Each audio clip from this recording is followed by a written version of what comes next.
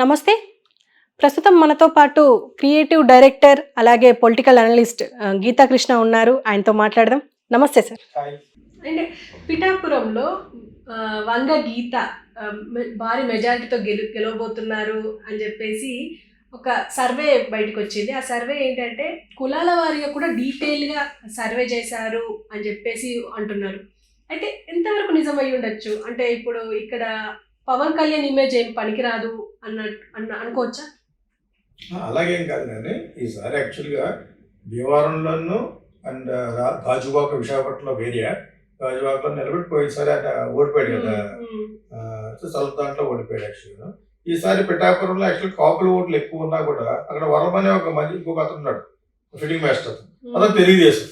ఆ తెలుగుదేశం వాళ్ళు కూడా పోయినసారి ఒక్కొక్క ఇండిపెండెంట్గా నిలబడి గెలిచాడు. అంటే ఎంత పవర్ఫుల్ అతను, కాపుల ఏరియా ఇది. సో ఈ ఈక్వేషన్స్ లో తెలుగుదేశం సీట్ ఇవ్వాలి అసలు యాక్చువల్ కదా. కానీ ఈ కూటమిలో పవన్ కళ్యాణ్ కావాలని అడిగాడు. కూటమి అంటే ఏంటి? జనసేన, టీడీపీ, బీజేపీ 90-80% ఉంటారు కదా. టీడీపీ ఏది జనసేనకి ఇచ్చినా కూడా టీడీపీ క్యాండిడేట్కి ఇవ్వాలి. అప్పుడు ఏం చేయాలి? ఆ వరమనే అతను ఉన్నాడు కదా, అతను జనసేనలో చేర్చుకుని జనసేన ఇవ్వాలి. కానీ అతనికి ఒక సీట్ కావాలి కదా. ఇక్కడ నిలబడ్డాడు. నిలబట్టి ఏంటి, అదే కమ్యూనిటీలో ఉన్న ఒక సీనియర్ లీడర్ వంగగీతకి ఇచ్చారు. ఆవిడే కాపే లేకపోతే పవన్ కళ్యాణ్ సినిమా ఫీల్డ్లో ఉన్నాడు, మన దగ్గర ఏం ఆడతాకి వెళ్తాం అతనితోటి మనకి ఎలా అవైలబిలిటీ ఉంటాడు అంటే ఇల్లు కూడా తీసుకున్నాడు. అది ఎన్ని ఏమంటే సినిమా వాళ్ళు ఎన్ని అమ్ముతాం వాళ్ళ అన్నయ్యనే సరే వాళ్ళ రికార్డు జగన్ ఫలానా దాని నుంచి మనం గెలిచిపోతామని ఎక్స్పెక్టేషన్ ఎక్కువ చెప్పొద్దని ఒక స్టాండింగ్ ఇన్స్ట్రక్షన్ ఇచ్చిన మూలనే కూడా అన్ని వీళ్ళందరూ కూడా మాట్లాడలేదు. ఓకే, కొంత అనుమానమైన సీట్లు కూడా అవి గన్నవరం ఇవన్నీ కూడా వాళ్ళ గన్నవరంలో వంశీ కూడా వేరే ఊరు వెళ్ళిపోవడం ఇవన్నీ కూడా ఎందుకు జరిగినాయి అనేది తర్వాత తెలుస్తుంది. వాళ్ళు నిజంగా ఓడిపోయినందుకు వెళ్ళారా, వేరే దానికి బిజినెస్ కోసం వెళ్ళారా, ట్రీట్మెంట్ కోసం వెళ్ళారా అని తర్వాత తెలుస్తుంది. ఇక్కడ వంగగీత ఈక్వేషన్ ఏంటంటే అతను భీమవరంలోనూ గాజువాకలో ఓడిపోయిన తర్వాత ఇక్కడ కాపులు ఈక్వేషన్ బాగుందని వచ్చాడు. కానీ ఇక్కడ వరమన్న అతను ఒక పెద్ద ప్రతిబంధకంగా ఉంటే అతను కూడా కన్విన్స్ చేసి ఆయన ఇంటికి వెళ్ళి ఇతను బాగా ప్రధేయపడ్డాడు. అంటే చంద్రబాబు నాయుడు గారు చెప్పారు, తెలుగుదేశం మనిషి అతను. చంద్రబాబు నాయుడు గారు చెప్పినా కూడా మరి అతను కన్విన్స్ అవ్వాలి కదా. అతనికి మేమంటూ పవర్లోకి వస్తే నీకు మంచి పోస్ట్ ఇస్తాం అని చెప్పి పవన్ కళ్యాణ్ కూడా వెళ్ళి వాళ్ళ ఇంటికి వెళ్ళి బతిమాలుకొని ఒక లెవెల్కి పట్టుకొచ్చారు. ఇవన్నీ ప్రజలు చూస్తేనే కదా వరమ వేసే ఓట్లన్నీ ఎదురు వేస్తారు. కన్వర్ట్ అవ్వాలి, నేను అతను కలిసి ఉన్నామని. ఆ కన్వర్షన్ అనేది సిన్సియర్గా జరిగిందా జరగలేదా అనేది కూడా నాకు తెలియదు. ఎందుకంటే వంగగీత కూడా సీనియర్ కాపు. ఓకే, సో తను అప్పుడప్పుడు అన్న మాటలో దాన్ని కల్పించి పెట్టారు. ఇంక వంగగీత చేతులు ఎత్తేసినట్టే అడగొట్టాడు, ఉదాహరణలో పెట్టాడు. ఆవిడ వచ్చి చెప్పినట్టు ఎంతైనా కష్టం పవన్ కళ్యాణ్కి. ఆ వరమ కూడా ఇతనికి హ్యాండ్ ఇచ్చాడు, జగన్ కొనేశాడు. ఒకటి కాదు, ఇవన్నీ కూడా ఫాల్స్ ప్రెడిక్షన్స్. అక్కడ ఏదో డిప్పు లేదే పొగలా అని నిజాలో నాకు మటుకు తెలియదు, మనకు ఉంటేగా తెలియదు కదా. మనం కూడా ఎగ్జిట్ పోల్ లెవెల్స్లోకి వెళ్ళి రీసెర్చ్ చేస్తే వాళ్ళందరినీ పర్సనల్గా కలిస్తే కొంతమందిని ఒక్కొక్క కాన్స్టిట్యూన్సీలో అట్లీస్ట్ 1 డే మనం గడపగలిగితే అప్పుడు మనం చెప్పగలం. కానీ లేకపోతే వెరీ డిఫికల్ట్. అది ఎంతైనా వర్మ అనే వాడు ప్లే చేసిన ప్లే కూడా కొంత ఉంటుంది. ఇప్పుడు అక్కడ ఓవరాల్ గా గెలిచిపోతున్నానని మన జగన్ చెప్పిన తర్వాత నాకు కొన్ని అనుమానాలు వస్తున్నాయి. నిజంగా ఓడిపోయి క్యాండిడేట్ ఉన్నారు కొంతమంది, వాళ్ళు కూడా గెలుస్తాడేమో. లేకపోతే ఏ విధంగా చెప్తాడు? ఇతను చెప్పిన 175 కాదు కానీ 150 కంటే ఎక్కువ వస్తాయని అర్థం ఏంటి? ఒక 20,000 మంది ఓడిపోతారు, 20,000 మంది ఏళ్ళు అయి ఉంటారు. ఎవరనేది కొంచెం సస్పెన్స్. కానీ అతను మెయిన్ ఫోకస్ ఎలా చేశాడు? మంగళగిరిలో లోకేష్, ఇక్కడేమో పిఠాపురంలో పవన్ కళ్యాణ్, అక్కడ కుప్పంలో చంద్రబాబు ఓడిపోవాలని అనుకుంటాడు. వీళ్ళు అదే స్ట్రాటజీలో ఉంటారు. అక్కడ నిలబడుతున్న కడపలో నిలబడుతున్న వాళ్ళలో తెలుగుదేశం వాళ్ళే గెలవాలి, వీళ్ళ ఓడిపోవాలి. వాళ్ళు గెలవాలనే దానికంటే ఎక్కువ జగన్ కూడా ఓడిపోవాలి. నీ పులివందలనే నువ్వు ఓడిపోతున్నావు అనేది వాళ్ళు అక్కడ డబ్బులు ఖర్చు పెడతారు. ఎవడో తక్కువ తెలియదు. చంద్రబాబు నాయుడు ఆర్డినరీ పార్టీ కదా, ఎంతో కాలం చేసింది, చాలా సీనియర్. అతను కూడా ఒక క్యాటర్ ఇది ఉంది, కొంత ఓట్ బ్యాంక్ ఉంది. అందులో ఒక ఎమాచ్యూరిస్గా ఉన్నది పవన్ కళ్యాణే. ప్లస్ దానికి తోడు ఎక్కడ గెలవలేకపోయాడు కాబట్టి అందులో లీన్ అయ్యే దాని మీదటే. అంచేత వీళ్ళు కూడా అది ఎక్కడ నిలబెట్టుకున్నారు తప్పితే ఎప్పుడు కూడా ఇండిఫరెంట్గా ఉన్నట్టుగా ఎక్కడ లేదు. It is not that easy for us to predict. ఇటు వంగాగీత కానీ పవన్ కళ్యాణ్ కానీ. నేను సిన్సియర్గా, నాకు ఆమె కూడా ఫ్రెండే, నా ఇంటి పక్కన ఇల్లు కూడా ఉండిద్దాను కాకినాడలో.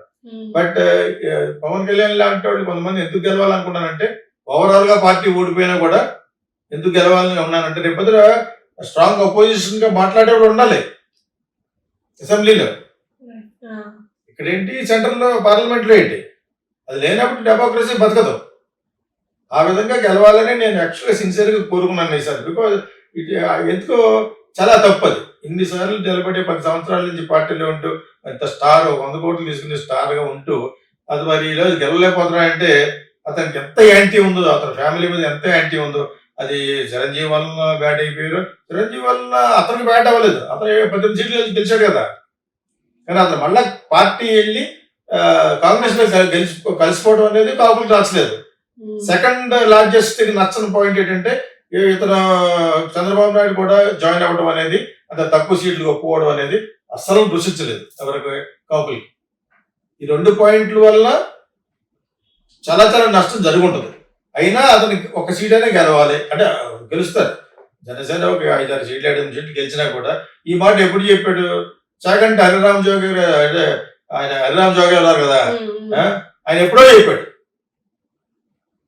ఆయన ముసలాయన పళ్ళు ఊడిపోయి ఉన్నా కూడా బట్ 4-5 గెలుస్తారు. ఎందుకన్నాడు అంటే, ఇతని మీద మరి 27% కాపులు ఉన్న వాళ్ళు చాలా సీట్లు రావాలి. కానీ వాళ్ళకి ట్రస్ట్ పోయింది, కాపులకి ఒక నమ్మకం పోయింది వీళ్ళ ఎంటైర్ ఫ్యామిలీ మీద. అదర్వైజ్ వాళ్ళు ఎంటైర్ ఫ్యామిలీ చేసినా కూడా నాకు ఏ క్యాస్ట్ కాదు అన్ని క్యాస్టులు కావాలని అంత ఔదార్యంతో మాట్లాడాడు ఎవరు, పవన్ కళ్యాణ్. ఆ ఔదార్యం కాదు, అది అమాయకత్వం. అది నాకు మెయిన్ ఎస్టీలు, దాని తర్వాత నెక్స్ట్ పెద్దపేట కాపులే అని చెప్పాలి.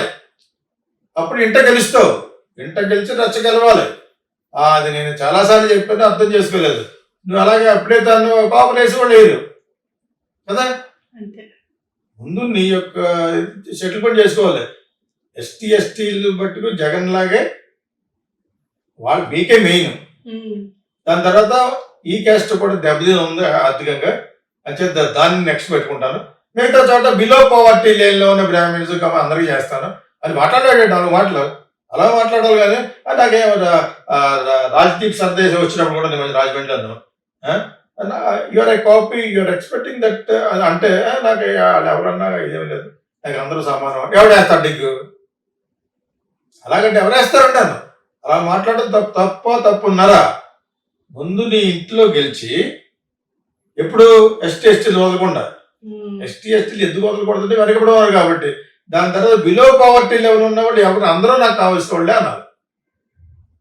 ఒక్క కాపుని అనుకుంటా అని ఆ కాపులు నేను ఎలా వదులుకుంటాను? ఆయన బేగే కాపు. ఈ రోజు నన్ను మోడీ గారు గౌరవిస్తారంటే కారణం బికాజ్ యువర్ కాపు. ఎప్పటికైనా నువ్వు పనిచేస్తావు, ఒక కాపుని పక్కన పెట్టుకున్నావు. ఇప్పుడు రేపు పొద్దున గెలిస్తే, ఆల్రెడీ చెప్పాను మళ్ళీ చెప్తున్నాను, కూటమి గెలిస్తే సీఎం పవన్ కళ్యాణే.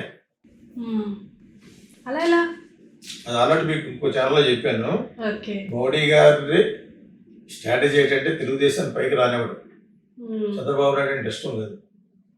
ఇతను ఎందుకు పెట్టినా అంటే, ఇవాళ కాపుని రేపైనా బీజేపీ కాపులు 27% లాగేసుకుందామని వాళ్ళని మనోడు సరిగ్గా మాట్లాడలేకపోయాడు. నాకు అన్ని క్యాస్టులు ఒకటే అనుకుంటా ఉండుంటే వాళ్ళ స్ట్రాటజీ కరెక్ట్ అయి ఉంటుంది. ఎప్పటికైనా కాపులు మనలో పెట్టుకుందామని మంచి ఉద్దేశంతో ఇతనికి పెద్దపేట వేస్తారు. ఎక్కడైనా ఒకవేళ గెలవకపోయినా ఇతను ఎమ్మెల్యేకి వస్తే అది ఇంకోళ్ళకి ఇచ్చేసి అతను ఫేట్ అది అర్థమైనప్పుడు ఆ విధంగా తెలుగుదేశానికి ముందు ఎవరు ఇతనికి ఇచ్చి దాని తర్వాత డివైడెడ్ రూల్ చేస్తారు, విభజించి ఫలిస్తారు. అదే దాని తర్వాత కావాలంటే ఇస్తా ఉంటారు. అది లేదు వయసు అయిపోయింది కాబట్టి ముందు నాకే ఉన్నాను అన్నాడు చూడాలి.